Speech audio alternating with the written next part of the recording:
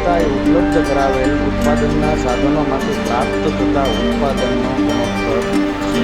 હવે આપણે ઉત્પાદકતાની વ્યાખ્યા છે. ઉત્પાદકતાની સરળ વ્યાખ્યા એ છે કે આઉટપુટ અને ઇનપુટના ગુણોત્તરને ઉત્પાદન દર કહે છે. હવે તેને આપણે સૂત્રમાં જોઈએ તો ઉત્પાદકતા is equal to output divided by input, એટલે કે ઉત્પાદકતા બરાબર આઉટપુટ ભાગ્યા ઇનપુટ.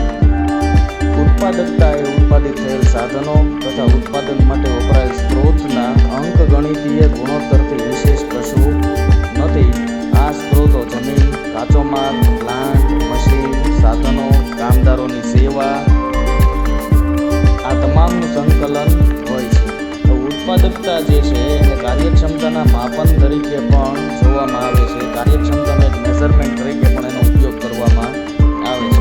જ્યારે કોઈ પણ પેઢી એટલે કે કંપની કે એકમમાં ઉત્પાદકતા વધુ જોવા મળે એનો અર્થ એ થાય કે એ પેઢી અથવા કંપની વધારે કાર્યક્ષમ છે. તો ઉત્પાદકતા જે છે એ જમીનની ઉત્પાદકતા હોઈ શકે, મટીરિયલની ઉત્પાદકતા, મશીનની ઉત્પાદકતા અને માણસની ઉત્પાદકતા એમ જુદી જુદી હોઈ શકે. માણસ એટલે કે કામદાર. તો હવે આપણે જમીનની ઉત્પાદકતા જોઈએ તો જમીનની ઉત્પાદકતા એટલે સમાન એકમમાં, સમાન ખેતરમાં સુધારેલું બિયારણ, સારી વાવણી તથા ખેડાણ અને વધુ ખાતરના ઉપયોગ દ્વારા કુલ ઉત્પાદનમાં વધારો મેળવી શકાય. દાખલા તરીકે 1 હેક્ટર જમીનમાં પહેલાં 10 ક્વિન્ટલ મકાનનું ઉત્પાદન પ્રાપ્ત થતું હતું, પરંતુ ઉપર દર્શાવેલ પ્રયોગો જેવા કે સુધારેલું બિયારણ, સારી વાવણી, સારો ખેડાણને કારણે જો કુલ ઉત્પાદન એકમ હેક્ટર દીઠ 15 ક્વિન્ટલ થાય તો જમીનની ઉત્પાદકતામાં 50% વધારો જોવા મળ્યો એમ કહેવાય. ખેતીલાયક જમીનમાં સારું બિયારણ, ખેતીની સારી રીત અને યોગ્ય ખાતરના ઉપયોગથી જમીનની ઉત્પાદકતા જે છે એ વધારી શકાય છે. હવે આપણે જોઈએ મટીરિયલની ઉત્પાદકતા. તો મટીરિયલની ઉત્પાદકતા એટલે સારું કૌશલ્ય ધરાવતો દરજી ઓછા કાપડમાંથી પણ ચોક્કસ સાઇઝના કપડાં સીવી શકે. કોઈ એક નિપુણ દરજી હોય 4 મીટર કાપડમાંથી 2 જોડી કપડાં બનાવી શકે છે, જ્યારે સામાન્ય સંજોગોમાં દરજી એ જ કાપડમાંથી માત્ર 1 જોડી કપડાં બનાવી શકે છે. અહીં નિપુણ દરજીના હાથમાં કાપડ વધુ સારી ઉત્પાદકતાથી ઉપયોગ કરાયું છે એવું આપણે કહી શકાય. હવે આપણે જોઈએ મશીનની ઉત્પાદકતા. તો મશીનમાં યોગ્ય સુધારા દ્વારા મશીન ઉત્પાદકતામાં વધારો કરી શકાય છે. દાખલા તરીકે મશીન એ પહેલાં 1 દિવસમાં કુલ 100 નંગનું ઉત્પાદન કરી શકતું હતું. આ જ મશીનમાં યોગ્ય સુધારા બાદ ઉત્પાદન પ્રતિદિન 120 નંગ છે. આ દર્શાવે છે કે ઉત્પાદકતા 20% વધી છે. દાખલા તરીકે જોઈએ તો જો કોઈ મશીન રોજના 100 દાગીનાનું ઉત્પાદન કરતો હોય પણ સુધારેલા અને ફેરફાર કરેલા કટિંગ ટૂલની મદદથી એટલા જ સમયમાં 120 દાગીના બનાવી શકાય તો મશીનની ઉત્પાદકતા 20% વધી તેવું આપણે કહી શકીએ. હવે આપણે પ્રોડક્ટિવિટી ઓફ મેન એટલે કે કામદારની, કર્મચારીની ઉત્પાદકતા જોઈએ. જો એક કુંભાર કલાકમાં 30 પ્લેટ બનાવે, જો પદ્ધતિમાં સુધારો કરવામાં આવે તો એટલા જ સમયમાં 40 પ્લેટ બનાવી શકે. આમ કુંભારની ઉત્પાદકતામાં વધારો થયો કહેવાય. ઉપરોક્ત બધા જ ઉદાહરણમાં ઉત્પાદકતા વધી છે, પરંતુ ઉત્પાદન વધવાથી ઉત્પાદકતા વધી તેમ દર્શાવી ન શકાય. જો ઇનપુટમાં વધારો કરવાથી તેના પ્રમાણમાં આઉટપુટમાં વધારો થાય છે, તેથી ઉત્પાદકતા સરખી જ રહે છે. ટૂંકમાં ઉચ્ચ ઉત્પાદકતા એટલે સમાન પ્રાપ્તિ સ્થાનમાંથી વધુ ઉત્પાદન. હવે મિત્રો આપણે જોઈએ ઉત્પાદકતાની જરૂરિયાત. તો સૌથી પહેલું છે આત્મનિર્ભરતા માટે પણ ઉત્પાદકતા જરૂર છે, કારણ કે પ્રત્યેક દેશ અથવા સમુદાય સ્વયં આધારિત આત્મનિર્ભર હોવો જોઈએ. પ્રત્યેક નાગરિકના સામૂહિક પ્રયત્નથી સારું જીવન ધોરણ મેળવી શકાય. જો કોઈ સમુદાય મોટા પ્રમાણમાં માલ સામાન અને સર્વિસનું ઉત્પાદન કરતો હોય તો તેનું સરેરાશ જીવન ધોરણ પણ ઊંચું હોય છે. આમ ઉત્પાદકતા આત્મનિર્ભરતા અને જીવન ધોરણમાં સુધારા માટે પણ ખૂબ જ ઉપયોગી છે. દેશની આર્થિક પ્રગતિ માટે ઉત્પાદકતા જે છે એ કઈ રીતે જરૂરી છે એ આપણે જોઈએ. તો વધુ ઉત્પાદકતા એ દેશની ઉન્નતિ, પ્રગતિનું કારણ બને છે. ઓછા સંસાધનો, ઓછા સ્ત્રોતો દ્વારા ઉત્પાદન એ સાધનોનો મહત્તમ ઉપયોગ દર્શાવે છે. આ બાબત ઉચ્ચ જીવન ધોરણ તરફ દોરી જાય છે. હવેનો પોઈન્ટ આપણે જોઈએ નફામાં વૃદ્ધિ. તો ઊંચી ઉત્પાદકતાને કારણે પડતર ખર્ચમાં ઘટાડો થાય છે. એટલે કે ઉત્પાદનની પડતર નીચી આવે છે, મેન્યુફેક્ચરિંગ કોસ્ટમાં ઘટાડો થાય છે, બજારમાં ઉત્પાદકતાની સ્પર્ધાત્મકતા વધે છે, ઓછો પડતર ખર્ચ અને સ્થિર વેચાણ કિંમત દ્વારા અસામાન્ય નફો કમાઈ શકાય છે. ઓછી કિંમત રાખી વધુ ગ્રાહકોને આકર્ષીને ટર્ન ઓવર એટલે કે વધુ વેચાણ દર વધારી નફામાં વૃદ્ધિ કરી શકાય છે, કે જેથી કરીને નફામાં વૃદ્ધિ થવાથી દેશના ઔદ્યોગિક દરમાં પણ વધારો થશે. ઉત્પાદકતાથી છેલ્લો પોઈન્ટ આપણે જોઈએ ભાવની જાળવણી અને ગ્રાહકોનો વિશ્વાસ સંપાદિત કરી શકાય છે. વધુ ઉત્પાદકતાને કારણે ઉત્પાદનમાં સાધનોની કિંમતમાં વધારો થવા છતાં ભાવ જાળવી ગ્રાહકમાં વિશ્વાસ જાળવી શકાય છે, કસ્ટમર લોયલ્ટી મેળવી શકાય છે. ગ્રાહકોનો વિશ્વાસ વેચાણ વૃદ્ધિ અને જાળવણીનું કારણ બને છે. હવેનો પોઈન્ટ છે જીડીપી એટલે કે ગ્રોસ ડોમેસ્ટિક પ્રોડક્ટ, કુલ ઘરેલું ઉત્પાદન. ગ્રોસ ડોમેસ્ટિક પ્રોડક્ટ જીડીપી એ ચોક્કસ સમયગાળા દરમિયાન દેશની સરહદોની અંતર્ગત ઉત્પન્ન થતી બધી ચીજ વસ્તુઓ અને સેવાઓનું નાણાકીય મૂલ્ય છે. જીડીપી એટલે દેશમાં ખાસ સમયગાળામાં ઉત્પાદિત થયેલ દરેક તૈયાર માલ સામાન અને સર્વિસની નાણાકીય કિંમતની ગણતરી જીડીપી દ્વારા વાર્ષિક ધોરણે કરવામાં આવે છે. એટલે ટૂંકમાં કહીએ તો જીડીપી એટલે દેશમાં વર્ષ દરમિયાન કોઈપણ નાણાકીય વર્ષ દરમિયાન જે કુલ તૈયાર માલ સામાન ઉત્પન્ન થયો હોય અને જેટલી પણ સેવા આપવામાં આવી હોય એ બધાનું જે નાણાકીય મૂલ્ય જે છે એ દેશની જીડીપી છે, જેને રાષ્ટ્રીય આવક પણ કહે છે. જીડીપીમાં નક્કી કરેલ પ્રદેશમાં થતા ખાનગી અને જાહેર વપરાશ, સરકારી મૂડીરોકાણ, નિકાસ, આયાત નિકાસનો જે છે એ સમાવેશ કરવામાં આવે છે. આમ જીડીપી એ દેશની સીમાની અંદર નિર્ધારિત સમયગાળામાં અંતિમ વપરાશ માટે ઉપલબ્ધ ઉત્પાદિત ચીજવસ્તુઓ અને સેવાઓના નાણાકીય મૂલ્યને કુલ આંતરિક સ્થાનિક ઉત્પાદન દર કહે છે અને જીડીપી કહે છે. હવે જીડીપીનું ફોર્મ્યુલા છે જીડીપી C+G+I+NX. હવે જ્યાં C એટલે રાષ્ટ્રીય અર્થતંત્રમાં ખાનગી વપરાશ અથવા ગ્રાહક વપરાશ, એટલે કે દેશના નાગરિકો દ્વારા જે કોઈ ખર્ચાઓ કરવામાં આવતો હોય, જે કોઈ વર્ષ દરમિયાન વપરાશ કરવામાં આવ્યો હોય, ખાનગી વપરાશ કરવામાં આવ્યો હોય. જ્યારે G એટલે સમ ઓફ ગવર્મેન્ટ સ્પેન્ડિંગ એટલે સરકાર દ્વારા કરેલ ખર્ચ, સરકારે જે નાણાં વાપર્યા હોય. I એટલે sum of the countries businesses spending on capital એટલે કે વ્યવસાયિક રોકાણ, જે ધંધાદારીઓ દ્વારા પ્રોફેશનલો દ્વારા રોકાણ કરવામાં આવ્યું હોય તે. અને NX એટલે કે દેશની ચોખ્ખી નિકાસ એટલે કે નિકાસ માઇનસ આયાત, એનો જે સરવાળો મળે એને એનો જે ફિગર મળે એને NX કહેવામાં આવે છે. મિત્રો, જીડીપી જે છે એ કોઈપણ દેશની આર્થિક સ્થિતિનું મૂલ્યાંકન કરવા માટે અગત્યની ગણતરી છે. જીડીપીના આધારે તે નક્કી થાય કે દેશ જે છે એ કેટલી પ્રગતિ કરી છે. સામાન્ય રીતે જીડીપીને પાછલા વર્ષ અને ચાલુ વર્ષના તફાવતથી દર્શાવવામાં આવે છે. એટલે પાછલા વર્ષોમાં કેટલો જીડીપી હતો, ચાલુ વર્ષનો કેટલો જીડીપી છે, એના આધારે જે છે તુલનાત્મક અભ્યાસ કરવામાં આવે છે. દેશના આર્થિક વિકાસ અને તે દ્વારા લોકોના જીવન ધોરણમાં સુધારો એ જીડીપી દ્વારા જાણી શકાય છે. દેશના લોકોની ખરીદ શક્તિ અને તે દ્વારા ચીજવસ્તુઓ અને સેવાની માંગ પણ જીડીપી પર આધાર રાખે છે. હવેનો પોઈન્ટ છે માથાદીઠ આવક. તો માથાદીઠ આવક એટલે શું? એટલે સરળ ભાષામાં કહીએ તો દેશનો પ્રત્યેક નાગરિક જે છે, દેશના એક નાગરિક જે છે કેટલું કમાઈ શકે. જીડીપી દ્વારા કુલ સ્થાનિક ઉત્પાદન જાણી શકાય છે, પરંતુ લોકોના જીવન ધોરણમાં સુધારો માત્ર જીડીપી દ્વારા ન જાણી શકાય. એટલા માટે દેશમાં વસ્તીનું પ્રમાણ માથાદીઠ આવકની ગણતરી માટેનું અગત્યનું પરિબળ છે. એટલે માથાદીઠ આવક એટલે જીડીપી એના ભાગ્યા દેશની કુલ વસ્તી એટલે જે છે આપણને માથાદીઠ આવક મળે. દેશના જીડીપીમાં વૃદ્ધિ થતી હોય પરંતુ વસ્તી વૃદ્ધિનો દર ઊંચો હોય તો માથાદીઠ આવક જીડીપીની વૃદ્ધિ કરતાં નીચી રહે. ઉલટું, જો જીડીપી સ્થિર રહે પરંતુ વસ્તી વૃદ્ધિનો દર નીચો જતો રહે તો માથાદીઠ આવકમાં વધારો થાય છે.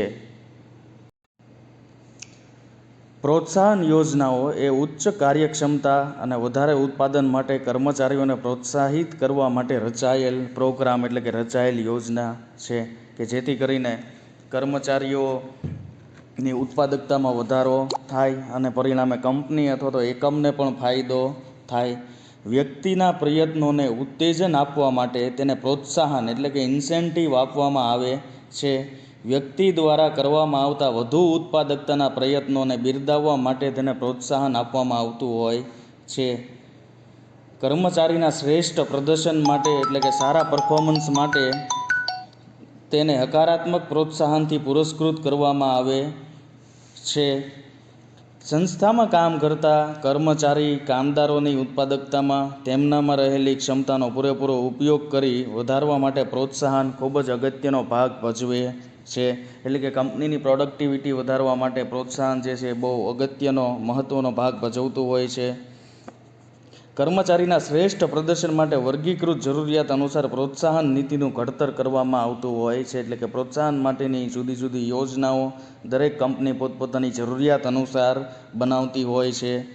પ્રોત્સાહનની નીતિઓનું 3 પ્રકારે વર્ગીકરણ આપણે કરી શકીએ. એટલે કે સામાન્ય રીતે પ્રોત્સાહનના 3 પ્રકાર છે. નોન ફાઇનાન્શિયલ એટલે કે બિન નાણાકીય પ્રોત્સાહન, સેમી ફાઇનાન્શિયલ એટલે કે અર્ધ નાણાકીય પ્રોત્સાહન અને ફાઇનાન્શિયલ એટલે નાણાકીય પ્રોત્સાહન. તો સૌથી પહેલો આપણે પોઈન્ટ જોઈએ બિન નાણાકીય પ્રોત્સાહન. તો બિન નાણાકીય પ્રોત્સાહન એટલે ઘણી વખત કર્મચારીની સ્થિતિ એવી હોય છે કે તેના પર નાણાકીય બાબતો જેવી કે વેતન, નાણાકીય લાભો, બોનસ વગેરે જેવા નાણાકીય પ્રોત્સાહનો કોઈ ખાસ અસર કરીને તેને પ્રોત્સાહિત કરીને ઉત્પાદકતામાં વધારો નથી કરાવી શકતા. તો આવા સમયે પ્રોત્સાહનની નીતિમાં નાણાકીય વધારો નહીં પરંતુ તેની માન, પ્રતિષ્ઠા, મોભો, હોદ્દામાં વધારો જેવા પરિબળો વધુ અગત્યનું સ્થાન ધરાવે છે. ઉત્કૃષ્ટ કામ માટે મેરિટ સર્ટિફિકેટ, કર્મચારી કલ્યાણની યોજનાઓ, જાહેરમાં ઇનામ વિતરણ, મહત્ત્વના કાર્યોમાં અલગ ઓળખ, વ્યક્તિગત જરૂરિયાતો પૂરી પાડવી, મહત્ત્વના વિભાગ હોદ્દાનું નિરૂપણ વગેરે બાબતો બિન નાણાકીય પ્રોત્સાહન તરીકે આપવામાં આવે છે. પછી આપણે જોઈએ સેમી ફાઇનાન્શિયલ ઇન્સેન્ટિવ, અર્ધ નાણાકીય એટલે કે આંશિક નાણાકીય પ્રોત્સાહન. તો આંશિક નાણાકીય પ્રોત્સાહન નીતિમાં જેમ નામમાં દર્શાવાયું છે તેમ જરૂરિયાત અનુસાર નાણાકીય તેમજ બિન નાણાકીય એમ બંને પ્રકારના પ્રોત્સાહનોનો સુમેળ સાધવામાં આવે. એટલે કે બંનેનું મિક્સઅપ હોય. તેના દૃષ્ટાંતો રૂપે કહી શકાય કે વ્યક્તિના હોદ્દામાં સામાન્ય પગાર વધારા સાથે બઢતી કરવામાં આવે પરંતુ પ્રતિષ્ઠિત પદની ફાળવણી એ આ પ્રકારની નીતિમાં સમાવિષ્ટ થાય છે. હવે નેક્સ્ટ સ્લાઇડમાં આપણે નાણાકીય પ્રોત્સાહનની આપણે વિગતવાર ચર્ચા કરીશું. હવે આપણે ચર્ચા કરીશું નાણાકીય પ્રોત્સાહનની. તો નાણાકીય પ્રોત્સાહન એટલે કર્મચારીઓમાં વધુ ઉત્પાદકતા અને વફાદારીને પ્રોત્સાહિત કરવા માટે નોકરીદાતા વિવિધ નાણાકીય પ્રોત્સાહનની યોજનાઓ, પ્રોગ્રામ જે છે એ પોતાના એકમમાં અથવા કંપનીમાં ચલાવતા હોય છે. નાણાકીય પ્રોત્સાહનને વેતનમાં પ્રોત્સાહન પણ કહે છે. તે એક પ્રેરણા, મોટિવેશન આપવાનો પ્રકાર છે તથા ઉત્પાદકતા વધારવાની એક પદ્ધતિ છે. તેમાં નિયમિત કામ કરતાં વધુ અને સારું કામ કરનાર કર્મચારીને ન્યૂનતમ વેતનમાં વધારાના વેતનનો સમાવેશ કરવામાં આવે છે. તેમાં કામની કિંમત મુજબ વધારાના વેતનનું મૂલ્યાંકન કરવામાં આવીને તેને વધારે નાણાકીય લાભો આપવામાં આવે છે. વેતન અને નાણાકીય લાભો સાથે સંકળાયેલ પ્રોત્સાહનની નીતિ છે. કાર્યક્ષમતા સાથે જોડાયેલ વેતન નીતિ અને લાભો સાંકળીને વધુ સારી ઉત્પાદકતા મેળવી શકાય છે.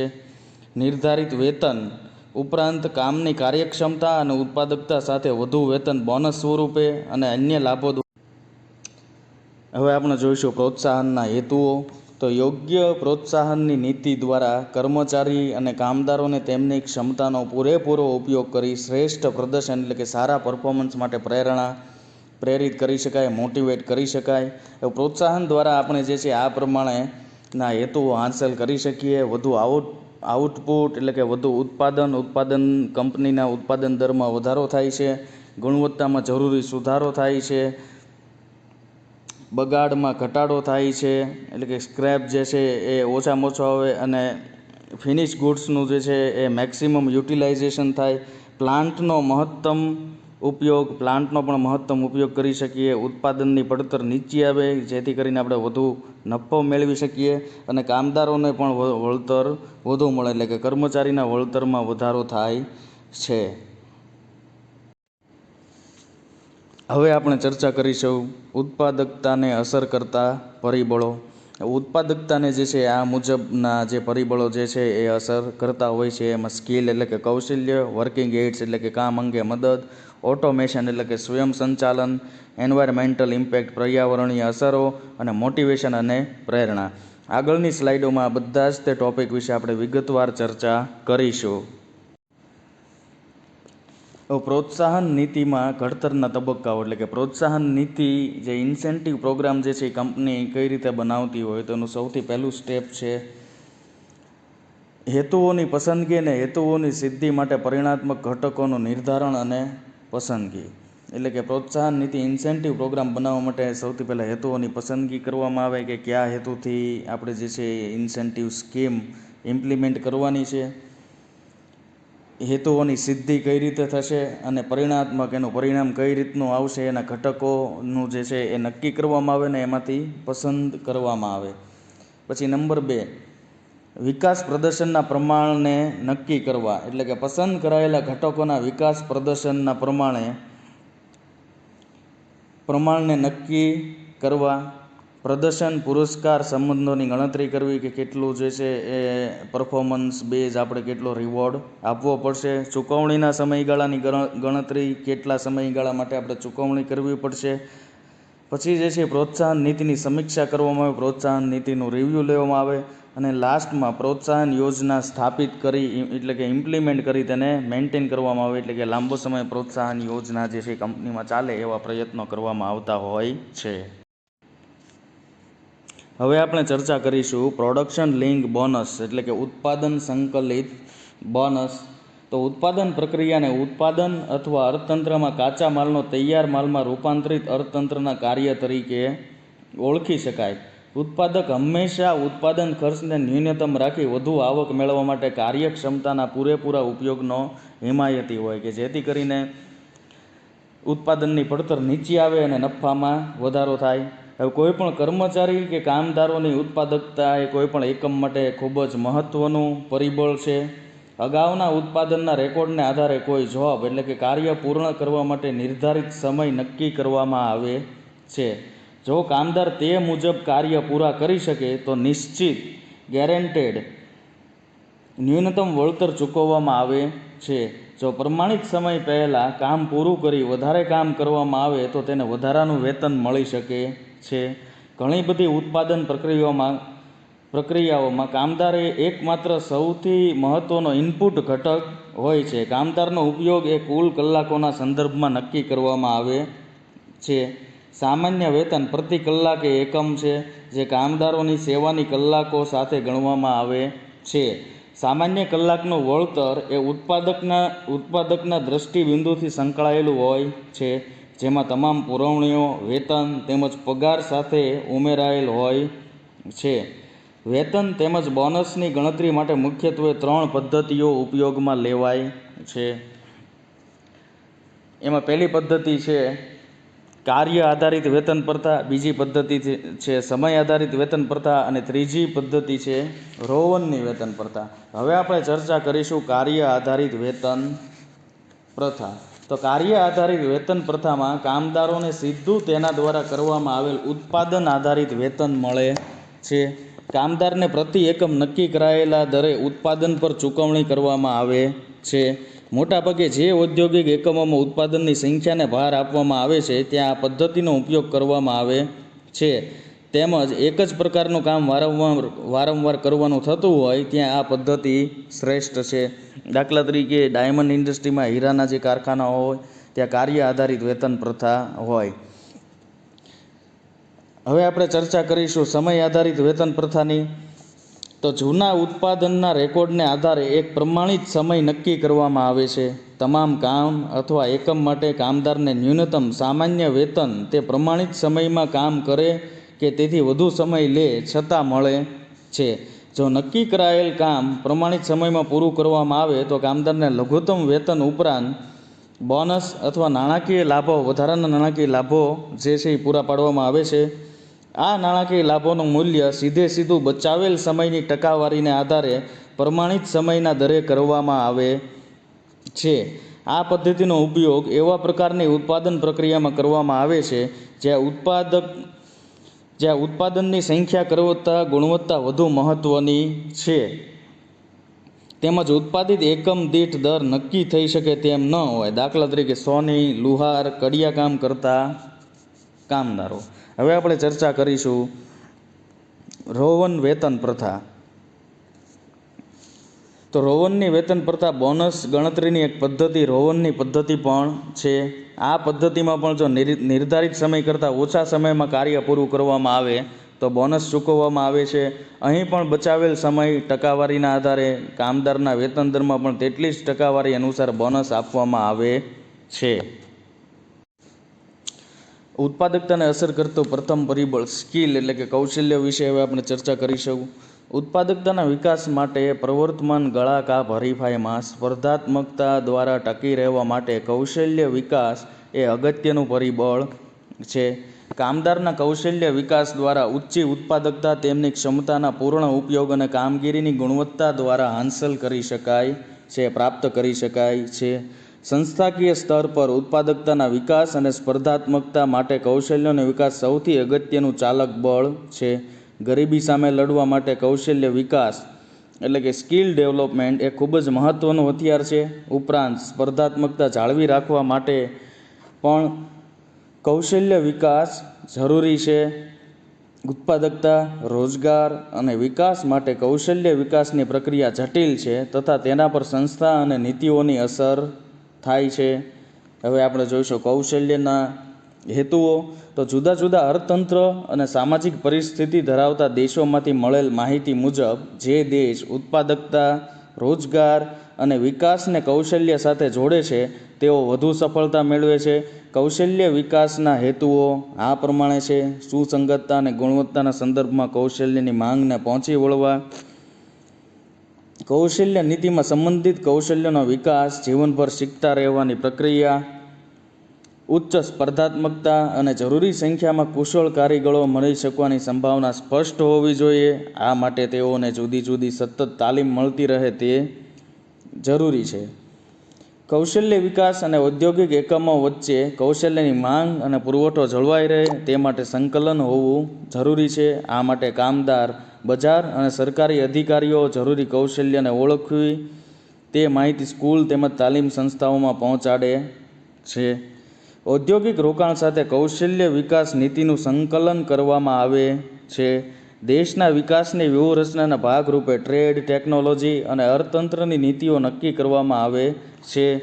લાંબા ગાળાની પ્રક્રિયામાં કૌશલ્ય ક્ષમતા અને સ્પર્ધાત્મકતાની નીતિ તૈયાર કરવી જરૂરી છે. ઉપરાંત ભવિષ્યમાં જરૂરી હોય તેવા કૌશલ્યનો સમયસર વિકાસ થવો જરૂરી છે. હવે આપણે ઉત્પાદકતાને અસર કરતું બીજું પરિબળ વર્કિંગ એઇડ્સ એટલે કે કામ અંગેની મદદની ચર્ચા કરીએ. દરેક કામદાર ઉત્પાદકતા હાંસલ કરવા, વધુ ઉત્પાદન કરવા સક્ષમ હોવો જોઈએ. આ બાબતને કામદાર ઉત્પાદકતા તરીકે પણ ઓળખી શકાય. આ ઉત્પાદકતામાં વધારો કરવા ઉત્પાદન પ્રક્રિયામાં વધુ નાણાંનો ઉપયોગ કરવો પડે છે. ઉત્પાદકતા વધારવા માટે દરેક કામદાર વધુ આઉટપુટ કરવા સક્ષમ હોવો જોઈએ. તેને કામદાર ઉત્પાદકતાના વિકાસ તરીકે પણ ઉલ્લેખ કરી શકાય. આ માટે ઉત્પાદન પ્રક્રિયામાં વધુ નાણાંનો ઉપયોગ કરવો પડે છે. આ વધારો માનવ મૂડી માટે અથવા તો ભૌતિક મૂડી સ્વરૂપે હોઈ શકે. હવે આપણે ઉત્પાદકતાને અસર કરતું પરિબળ ઓટોમેશન એટલે કે સ્વયં સંચાલન વિશે ચર્ચા કરીશું. જુદા જુદા સાધનો જેમ કે મશીનરી, ફેક્ટરી પ્રક્રિયાઓ, બોઇલર, ટેલિકોમ્યુનિકેશન, શિપ, એરક્રાફ્ટ વગેરેમાં ઓછામાં ઓછા માનવ હસ્તક્ષેપ વગેરે ઓટોમેટિક કંટ્રોલના ઉપયોગને સ્વયં સંચાલન કહે છે. અમુક પ્રક્રિયાઓ સંપૂર્ણ સ્વયં સંચાલિત હોય છે. સ્વયં સંચાલનનો સૌથી મોટો ફાયદો એ છે કે તે કામદારની સંખ્યામાં ઘટાડો કરે છે, તેથી મજૂરી ખર્ચ બચે છે. આમ છતાં ઉર્જા અને માલની બચત માટે પણ સ્વયં સંચાલનનો ઉપયોગ થાય છે. તેના ઉપયોગથી ગુણવત્તા અને ચોકસાઈ સુધારી શકાય છે. સ્વયં સંચાલન ઘણા જુદા જુદા સાધનોથી મેળવી શકાય, જેમ કે mechanical, hydraulic, pneumatic, electrical, electronic અને કમ્પ્યુટર્સ. સામાન્ય રીતે સંયુક્ત રીતે જટિલ પદ્ધતિઓ જેમ કે આધુનિક ફેક્ટરીઓ, વિમાન અને વહાણો આ તમામ પ્રકારની મિશ્રિત પદ્ધતિઓ વાપરે છે. હવે આપણે ચર્ચા કરીશું સ્વયં સંચાલનના ફાયદા, ઓટોમેશનના ફાયદા.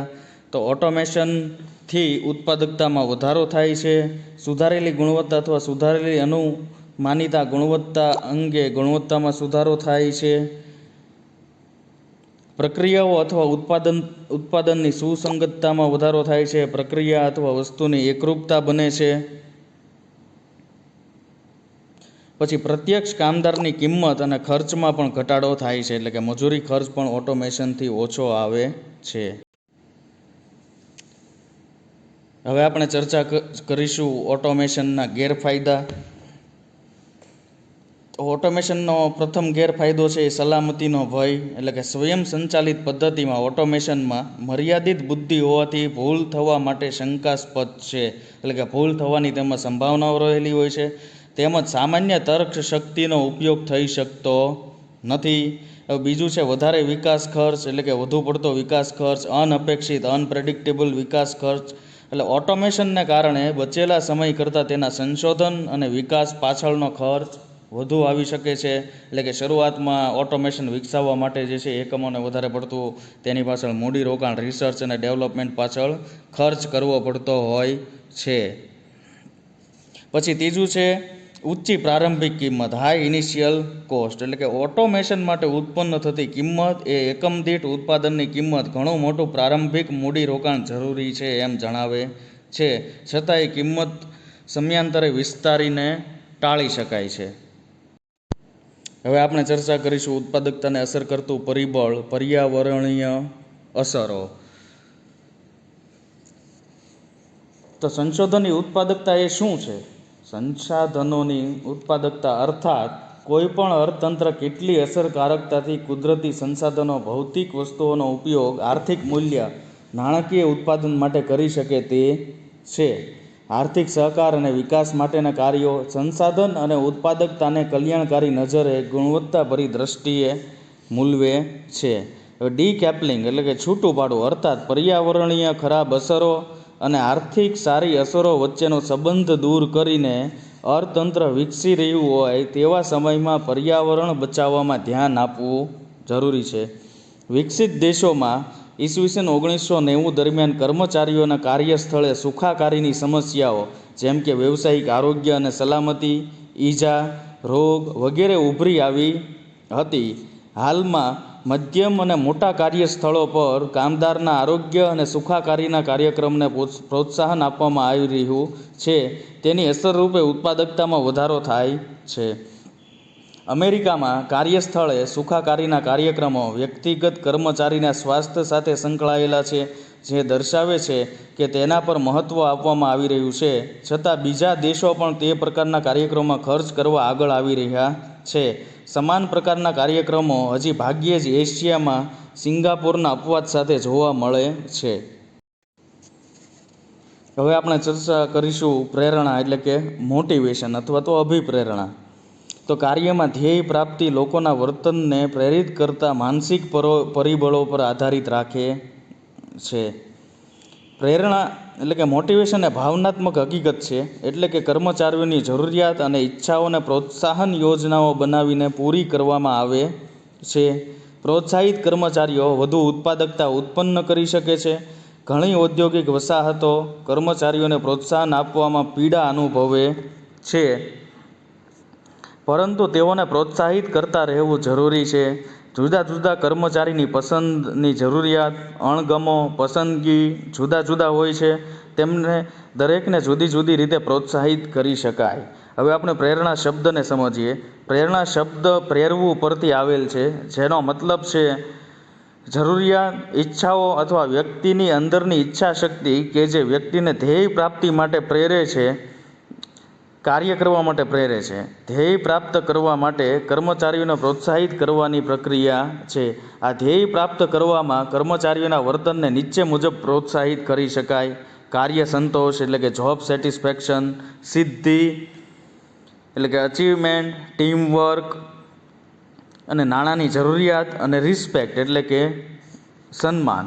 હવે સંચાલનનો સૌથી મહત્વનો એક કામ એ છે કે કર્મચારીઓમાં તેમના કાર્યના અમલ માટે ઉત્સાહથી તેમની ક્ષમતાઓનો ઉપયોગ કરે તેવી પરિસ્થિતિનું નિર્માણ કરવું.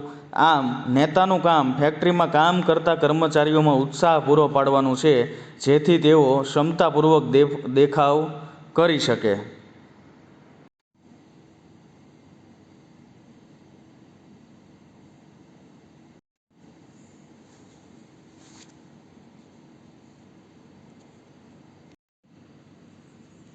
હવે આપણે ચર્ચા કરીશું બેંકની.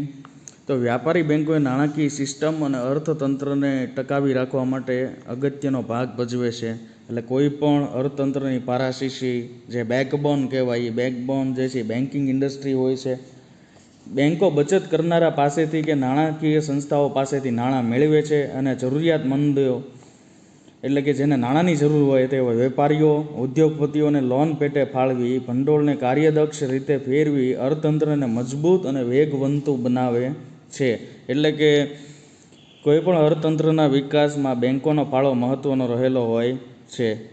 હવે બેંકની વ્યાખ્યા આપણે જોઈએ તો બેંક એટલે નાણાકીય મધ્યસ્થી કરનાર વ્યવસ્થા તંત્ર છે.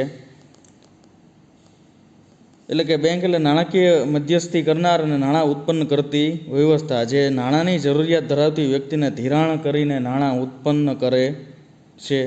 બેંક એક એવી નાણાકીય સંસ્થા છે જે થાપણો સ્વીકારે છે અને પછી તે થાપણોને ધિરાણની પ્રવૃત્તિઓમાં રોકે છે. નાણાકીય બજારમાં બેંકો મહત્ત્વના ખેલાડીઓ હોય છે અને તે ભંડોળનું રોકાણ અને વ્યાજે ઉધારે આપવા જેવી સેવાઓ, વ્યાજે પૈસા ઉધાર આપવા જેવી સેવાઓ આપે છે. એટલે કે cache credit, bank overdraft loan, લાંબા ગાળાની લોન, ટૂંકા ગાળાની લોન, મીડિયમ ટર્મ લોન, આવી વિવિધ પ્રકારે જે છે એ પોતાના ગ્રાહકોને ધિરાણ કરતી હોય છે.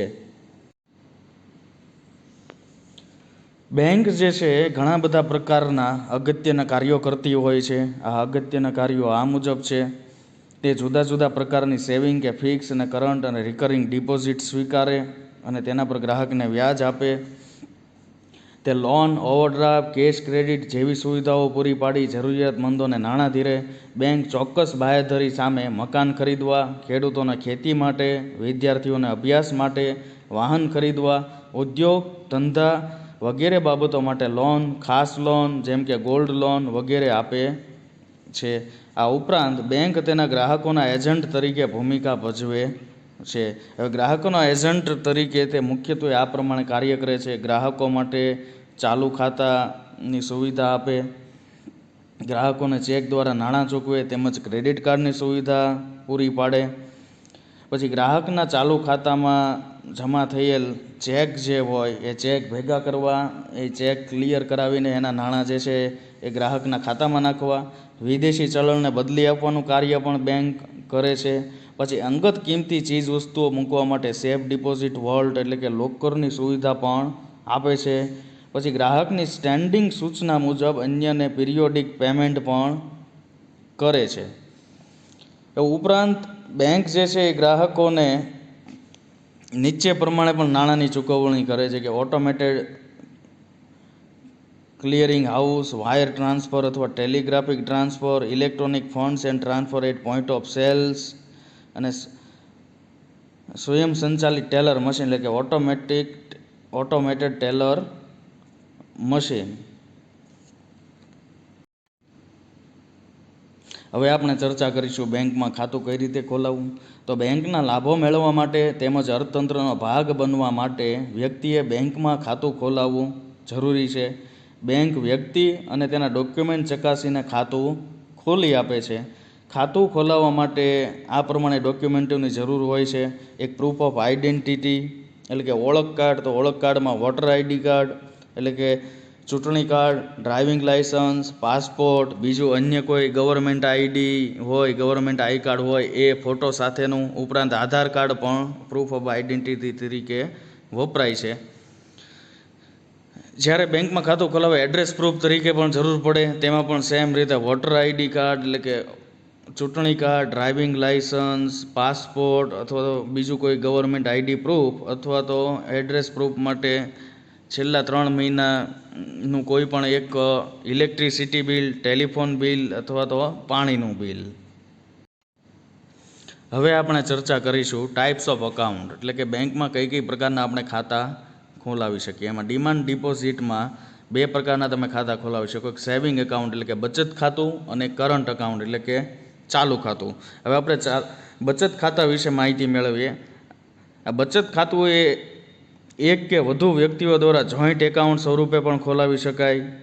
તેનો મુખ્ય હેતુ લોકો નાણાંની બચત કરતા થાય તે છે.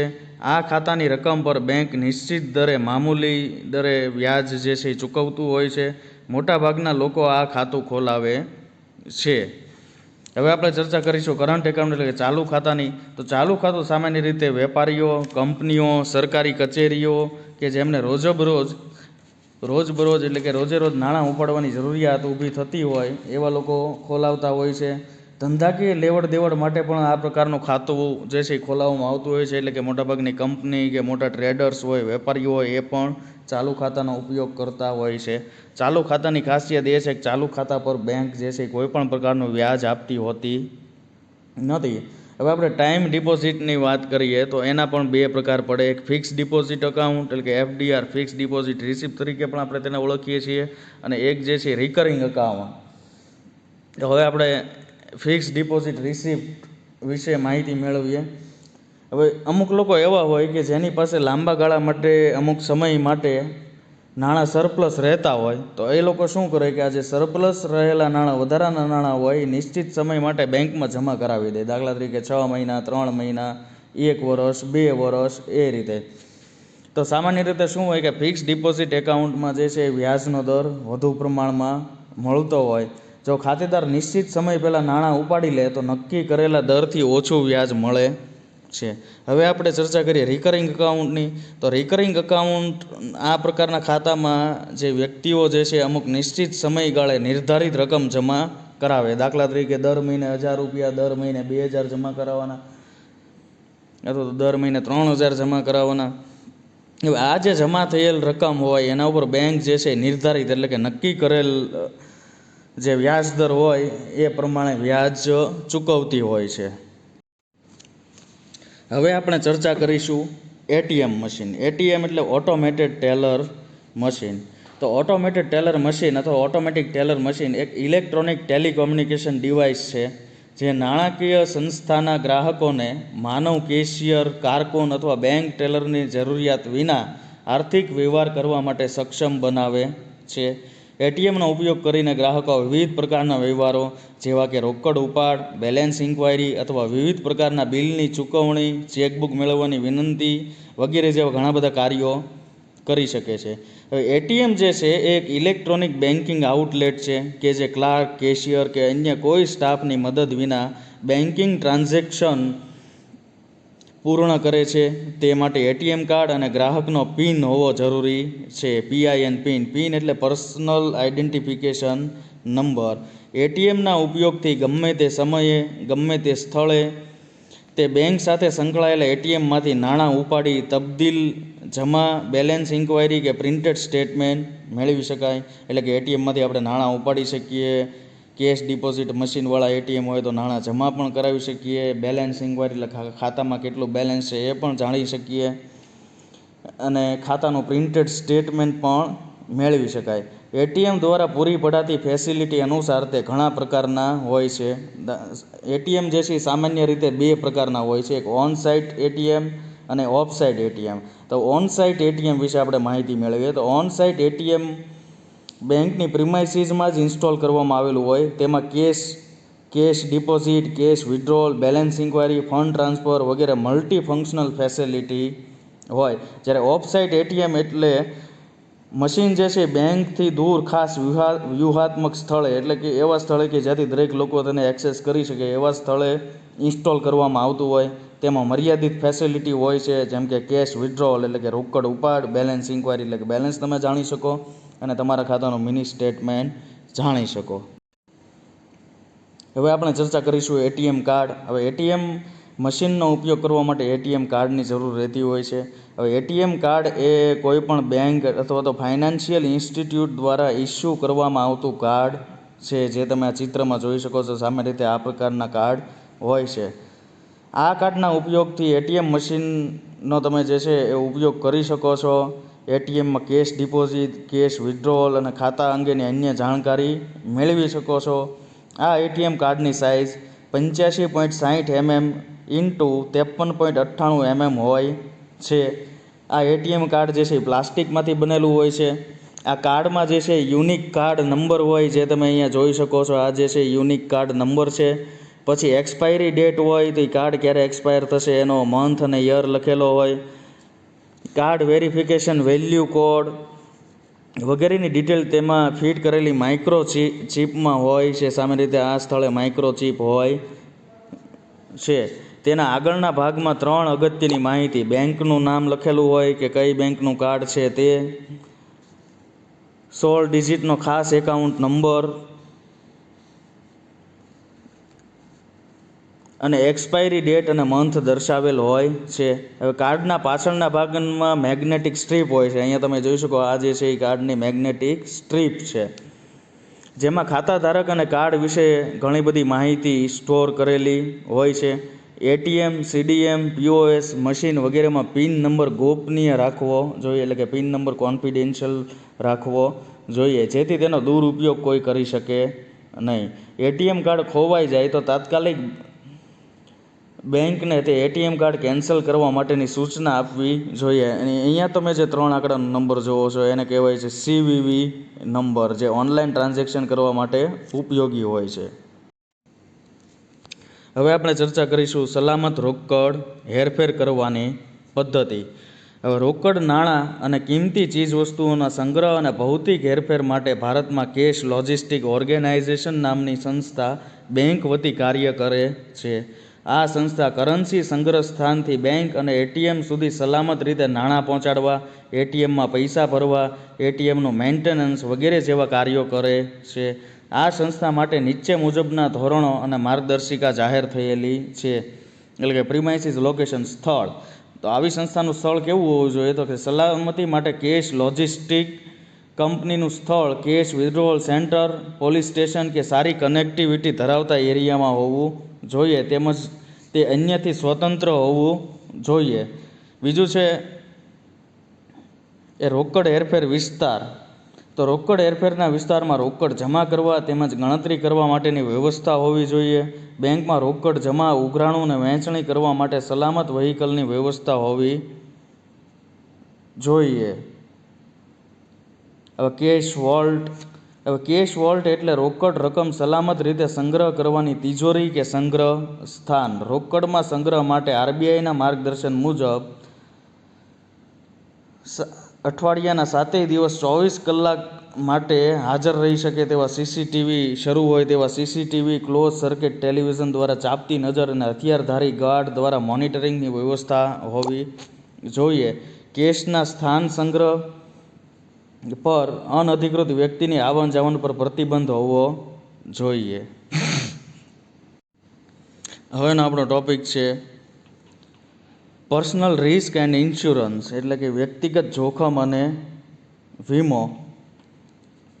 તો ભવિષ્યમાં સંભવિત કે આકસ્મિક ઘટનાઓ કે જોખમો સામે રક્ષણ મેળવવા કે ખર્ચને પહોંચી વળવા માટે વીમો ઉતરાવવો કે વીમા કવચ પૂરું પાડવું તેને વ્યક્તિગત જોખમ વ્યવસ્થાપન કહે છે. વીમા કવચ પૂરું પાડવાથી જોખમોથી ઉત્પન્ન થતા નાણાકીય નુકસાનને સરભર કરી શકાય છે. વ્યક્તિ અને સંપત્તિને નુકસાન કરે તેવા જોખમો ઘણા પ્રકારના છે. વિવિધ પ્રકારના જોખમ હોય છે. સામાન્ય રીતે શુદ્ધ જોખમ એટલે કે પ્યોર રિસ્ક, અંદાજિત જોખમ, સ્પેક્યુલેટિવ રિસ્ક, ખાસ જોખમ, પર્ટિક્યુલર રિસ્ક, મૂળભૂત જોખમ એટલે કે ફંડામેન્ટલ રિસ્ક, સ્થિર જોખમ એટલે કે સ્ટેટિક રિસ્ક અને ચલિત જોખમ એટલે કે ડાયનેમિક રિસ્ક. હવે શુદ્ધ જોખમની આપણે વાત કરીએ તો અટકાવી શકાય કે નિયંત્રિત ન કરી શકાય કે જેનું પરિણામ છેવટે નુકસાનીમાં પરિણમે તેવા જોખમને શુદ્ધ જોખમ કહે છે. દાખલા તરીકે મૃત્યુ, કુદરતી હોનારત વગેરે. શુદ્ધ જોખમના નુકસાન કે ધ્વંસ સામે વીમા પોલિસીથી સુરક્ષા કવચ મેળવી શકાય છે. શુદ્ધ જોખમને જે છે એ સામાન્ય રીતે 3 કેટેગરીમાં વર્ગીકૃત કરવામાં આવે છે. એમાં સૌથી પહેલું છે પર્સનલ રિસ્ક, એટલે કે વ્યક્તિગત જોખમ. મુખ્ય વ્યક્તિને થતું નુકસાન જેમ કે મૃત્યુ, ઈજા, અપંગતા વગેરે. સંપત્તિનું જોખમ, એટલે કે આ પ્રકારના જોખમમાં વ્યક્તિ દ્વારા સર્જિત સંપત્તિને થતા નુકસાનનો સમાવેશ થાય છે. અને જવાબદારીનું જોખમ, આ પ્રકારના જોખમમાં વસ્તુઓની ખરીદી, માલિકી, વપરાશ કે સર્વિસ સંબંધિત ઉત્પન્ન થતા નુકસાનનો સમાવેશ થાય છે. હવે જોખમ વ્યવસ્થાપનના તબક્કા. હવે જોખમ કઈ રીતે મેનેજ કરવું એની માટેના જે છે એ 3 તબક્કા છે. એમાં સૌથી પહેલું છે રિસ્ક આઇડેન્ટિફિકેશન એન્ડ એનાલિસિસ, એટલે કે જોખમની ઓળખ અને વિશ્લેષણ. તો જોખમને ઓળખવું અને વિશ્લેષણ કરવું, તેમાં વ્યક્તિ કે સંપત્તિ સાથે સંકળાયેલા જોખમનો અભ્યાસ કરવામાં આવે છે. બીજું છે એ જોખમ નિયંત્રણ, કે જોખમ જે છે એ કઈ રીતે કંટ્રોલ કરવું. અને છેલ્લે છે જોખમની સારવાર, જોખમ કઈ રીતે ટ્રીટ. હવેનો આપણો ટોપિક છે કેવાયસી રજિસ્ટ્રેશન. હવે કેવાયસીનું પૂરું નામ છે નો યોર કસ્ટમર, એટલે કે તમારા ગ્રાહકને જાણો. હવે છેલ્લા ઘણા સમયથી સરકાર દ્વારા કેવાયસી જે છે એ ફરજિયાત બનાવી દેવામાં આવ્યું છે. એટલે કોઈ પણ નાણાકીય સંસ્થાઓ જે છે એ સમયાંતરે પોતાના ગ્રાહકો પાસે કેવાયસી ફોર્મની ડિમાન્ડ કરે છે. ગ્રાહકોએ કેવાયસીનું ફોર્મ ભરવાનું હોય. હવે આરબીઆઈના 2002માં આદેશ અનુસાર પ્રત્યેક બેંક, મ્યુચ્યુઅલ ફંડ વગેરે જેવી નાણાકીય કે મધ્યવર્તી નાણાકીય સંસ્થાઓએ પોતાના ગ્રાહકનું નામ, ઉંમર, સરનામું, હાલની આવક, આવકના સ્ત્રોત, નાણાકીય સ્થિતિ વગેરે જેવી બાબતોની જાણકારી દરેક નાણાકીય સંસ્થાઓને હોવી જોઈએ. આ બાબતની જાણકારી મેળવવાની પ્રક્રિયા એટલે કેવાયસી રજિસ્ટ્રેશન. બેંકમાં ખાતું ખોલાવવા માટે, લોકરની ફેસિલિટી મેળવવા માટે, ક્રેડિટ કાર્ડ મેળવવા માટે, નમૂનાની સહી બદલવા માટે કે વારસદાર બદલવા માટે કેવાયસી ફોર્મ ભરવું જરૂરી છે. બેંક ઉપરાંત ઇન્સ્યોરન્સ, બ્રોકિંગ એટલે કે શેર બજારની સર્વિસ આપતી કંપનીઓ અને કોમોડિટી ટ્રેડિંગ માટે પણ કેવાયસી રજિસ્ટ્રેશન ફરજિયાત છે. હવે કેવાયસી નોંધણીનું મહત્ત્વ એટલે કે જરૂરિયાત. કેવાયસી નોંધણીની જરૂર શા માટે પડે? તો નાણાકીય સંસ્થાઓમાં આ પ્રકારની પ્રવૃત્તિઓને અટકાવવા માટે કેવાયસી રજિસ્ટ્રેશન જરૂરી છે. દાખલા તરીકે પૈસાની અવૈધ હેરાફેરી અટકાવવા, ચોરીની ઓળખ, ત્રાસવાદીઓને નાણાં પૂરવા પડવાની અટકાયત અને નાણાકીય છેતરપિંડી અટકાવવા માટે કેવાયસી જરૂરી છે. વ્યક્તિ બેંક કે અન્ય નાણાકીય સંસ્થામાં નવું ખાતું ખોલાવવા ઈચ્છે ત્યારે નાણાકીય સંસ્થા કેવાયસી ફોર્મ તેને આપે, જેમાં જરૂરી વિગતો ભરી આધારભૂત પુરાવા એટલે કે આઈડેન્ટિફિકેશન એવિડન્સ અને તમારું એડ્રેસ પ્રૂફ એવિડન્સ એ કોઈ પણ ડોક્યુમેન્ટ તેની સાથે જોડવું પડે છે. કેવાયસી અલગ અલગ ફોર્મેટમાં ઉપલબ્ધ હોય છે. હવે આપણે નમૂનાનું સ્ટેટ બેંક ઓફ ઇન્ડિયાનું કેવાયસી ફોર્મ આગળની સ્લાઇડમાં જોઈશું. અહીંયા તમે જો સ્ટેટ બેંક ઓફ ઇન્ડિયાનું કેવાયસીનું ફોર્મ આપણે જોઈ રહ્યા છીએ, જેમાં 4 સેક્શનમાં બનેલું છે. એમાં સૌથી પહેલું છે આઈડેન્ટિટી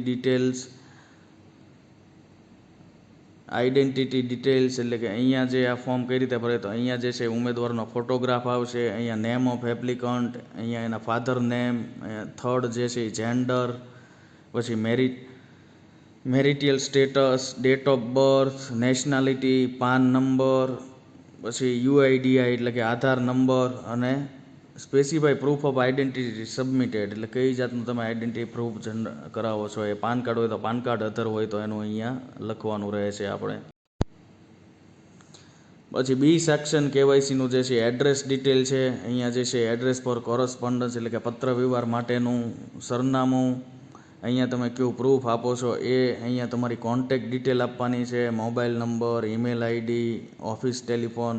અહીંયા જે છે પરમનન્ટ એડ્રેસ એટલે કે તમારું કાયમી સરનામું, અને એડ્રેસ પ્રૂફ માટે તમે કયા પ્રકારનું ડોક્યુમેન્ટ જમા કરાવો છો તે અહીંયા તમારે લખવાનું રહેશે.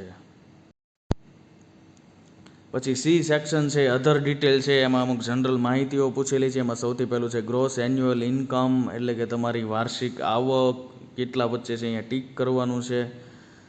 નંબર સેકન્ડ છે ઓક્યુપેશન, એટલે કે તમારો ધંધો કયો છે, private sector, public sector, government service, business, professional, agriculture, retired, housewife, student, other. પછી ડી સેક્શન છે ડિક્લેરેશન છે, કે તમે ઉપર જે કોઈ માહિતી આપી છે એ બધી સાચી છે અને એમાં કોઈ પણ જો ખોટું હશે તો એની માટે તમે જવાબદાર રહેશો, એટલે કે કેવાયસી ફોર્મ ભરવાવાળી વ્યક્તિ જવાબદાર રહે. અહીંયા તમારી સિગ્નેચર કરવાની છે અને આ જે છે ઓફિસ યુઝ માટે છે, એટલે જે કોઈ નાણાકીય સંસ્થામાં તમે જમા કરાવો એ અહીંયા વિગતો ભરશે.